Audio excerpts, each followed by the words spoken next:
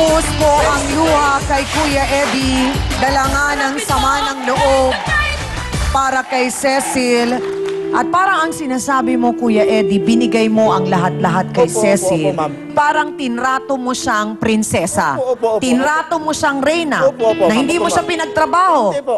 Kahit nga yung bata eh. Kahit nagdumi-dumi ng bata, dyan ka lang. Tingnan mo kung paano ako gumawa ganito. Hindi Dapat kaya naabuso yun, kabaitan mo? Ewan ko sa kanya, Na-spoiled ma'am. siya, kaya hindi siya Kahit natuto? na binabato niya ako ng kaldero, plato, kutsara, kung ano makita niya, babato niya sa akin yan. Ni minsan, ni pitik sa tainga niya, ma'am. Hindi ko napatamaan yan, ma'am. Dahil mahal na mahal ko siya.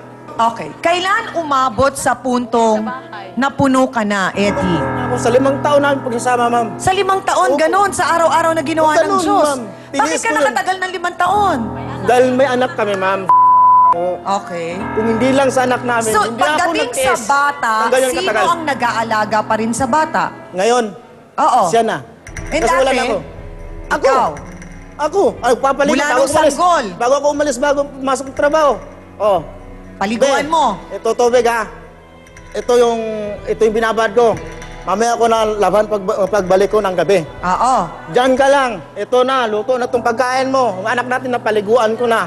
Yung heater, binilan ko na ng heater yan para kako Peter, social. Binilan ko ng heater yan, may maliit na heater. Para? Para kako magluto kayo ng noodles. Model. Madali lang, isasaksak lang ng ganun. Hindi pa natutunan? Isasaksak na lang? Ang sagot sa akin, alam mo kung ano sagot sa Ano akin? pong sagot? Gaano ba kadami magluto ng tubig, maglagay ng tubig dito sa heater na to para makaluto ng isang noodles? Eh sabi ko, lagyan mo isang galon para mapuno na yan. So, napagod ka, Pagod Kuya na ako, Ed. ma'am. Kung ba nang Hanggang sa nakilala mo si Inday. Opo. At si Barkada Inday ang niya. sinasabihan mo ng problema. Problema ko, Anong pinagkaiba ni Inday at ni Cecil? mas malambing po si Inday, mapagmahal at mapag-alaga. Kahit ganun lang siya.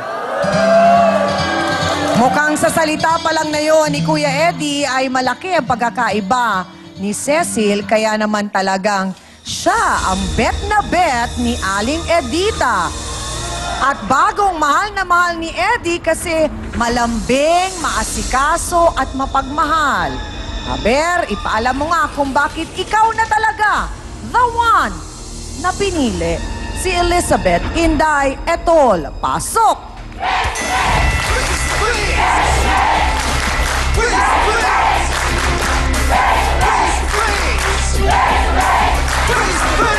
Sandali lang! Baka talaga utang. Kahit malandi ako. Ang daming utang mo sa akin! Kaibigan mo to? Pinatay mo magkaibigan yun? Ang tanggalin mo Kaibigan bansot? Kaibigan! Kayo katagal na nagsasama ni Eddie, Inday? 4 na buwan po. 4 na buwan pa lang. Ano ang madalas na sinusumbong sa'yo ni Eddie? Yun nga, sinusumbong niya sa akin. Yung babae daw yan, yun daw ang ginagawa niya. Lumalayas ito, hinahabol niya yung kutsilyo at saka yung lahat ng mga gamit ng sa loob ng bahay nila. Binabato nito. Bakit sa palagay mo napamahal sa'yo si Eddie? Kasi tuwing mag-away silang dalawa, pumupunta to si Eddie sa akin. Sinasamantala mo naman. Eh, siyempre. Gusto mo kayo? Malaki gusto mo kasi sa kanya. Alam mo may anak Siyempre. mo yun? Pero Inday, Naman ako. kaibigan mo. Noon pa. Ay, nako. Nakasama pa tayo sa beer house. Kasi Noon pa. ikaw, pagmahal ang asawa. Si Cecil, Ang dami mong di ba, utang Inday? sa akin. Ikaw ang kapal ang Mas mahaba lang mukha mo. Inday, kaibigan mo si Cecil. Bakit Pag best nagawa friend mo tayo, ginaganyan mo patulan? ako. Hindi. Anak ng lalaki, kung ano sa kaibigan mo to eh. Kukulang mo, pinupunuan ko dito. Bakit? Okay, sandali lang. Sandali lang, Inday. Nung may problema si Cecil, bakit hindi mo kinausap si Cecil? At sinabi mong yun ang iniinda at kinasasama ng loob ni Eddie. Ang asawa naman niya mismo ang nagpalapit sa akin eh. Hindi naman ako eh. Sinungaling mo. Hindi ka na lang umiwas, Inday. Kahit anong iwas ko, ma'am, sumusunod Bigyan ko mo sa ng akin. pera sa akin kung magtago-tago ka para sabay ka lang kay Eddie sa trabaho. Ito namang ulupong na ko. Baka walang sa'yo, ako ang lumayo sa'yo. Dahil kay Inday ko nakita ang lahat-lahat. Sa'yo, hindi ko naramdaman yan. Ang kailangan to, siyang bumigay, ikaw wala. So ang sinasabi mo talaga, Eddie, desisyon mo Desisyon ang niyo. lahat-lahat Opo. na iwan Opo. si Cecil. Opo. Bakit? Hindi ko na po kaya eh.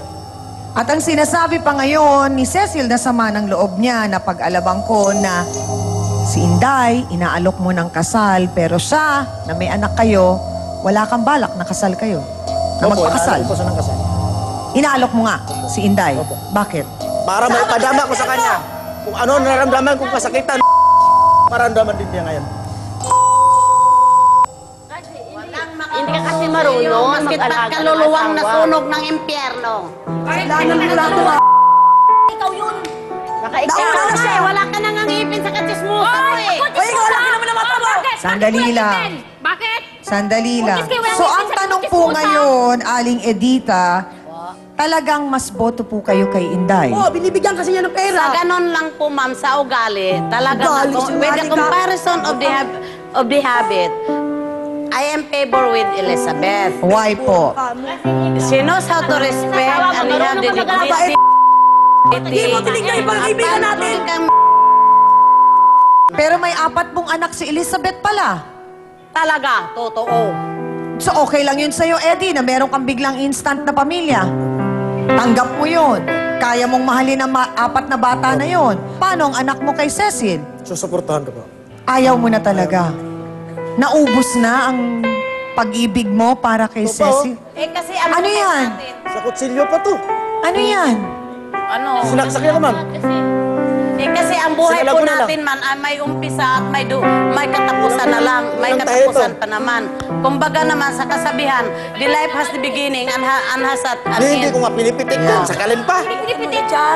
And I do believe everything happens for a season, a reason, and a lifetime. And I'm really sad and everything. Ang nakakalungkot po dito para kay Ate Cecil ay makaulang-ulit pong sinabi ni Kuya Eddie na ayaw na niya, pagod na siya, at wala na siya talagang pag-ibig para kay Cecil.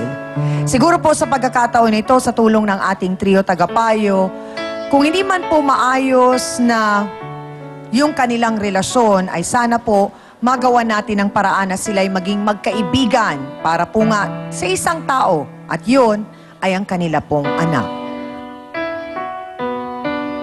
Hindi mo na-impluensyahan itong si Eddie na iwan ito at ano. Sa noon, wala lang.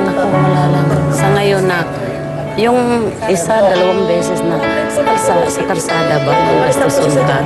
So hanggang doon na lang tayo. Wala na tayong magagawa kung sabihin natin na magre-reconcile pa. Ba't hindi mo napipigilan yung sarili mo yung pananakit sa kanya? Hindi naman kayo kasal niya, no? Pero kailangan din magkaroon tayo ng closure. Magkaroon tayo dito ng ng kasunduan na talagang wala nang ganoon. Kasi po, napahirap po. Attorney Ben, alam kong napakalungkot ng kwento ng pag-ibig na ito ni Eddie at ni Cecil, pero may naging bunga po. Meron silang naging anak. Meron po bang naging maayos na kasunduan naman po para sa ikagaganda ng kinabukasan ng bata? Sana nga siyang ay kung nagkalayo man at magkakalayo na nga yata itong si Eddie at saka si Cecil, ay huwag nilang pabayaan pareho yung kanilang anak. Lalong-lalo na sa kalagayan ni Eddie. Alam mo, Eddie, nasa iyo ang pangunahing pananagutan upang kalingain mo, upang turuan mo, hubugin mo ang iyong anak. Kaya't magsikap ka kung talagang pinili mo na nga si Elizabeth na kakasamahin mo. Magsikap ka na magkaroon ng hanap buhay upang sa gayon ay may taguyod mo ang pagsuporta mo sa iyong anak. Dahil kapag kayo ay hindi mo napanagutan, ay maring may malabag kang batas, yung Republic Act 9262. Kaya't sana yun ang gawin mo. Yun lamang.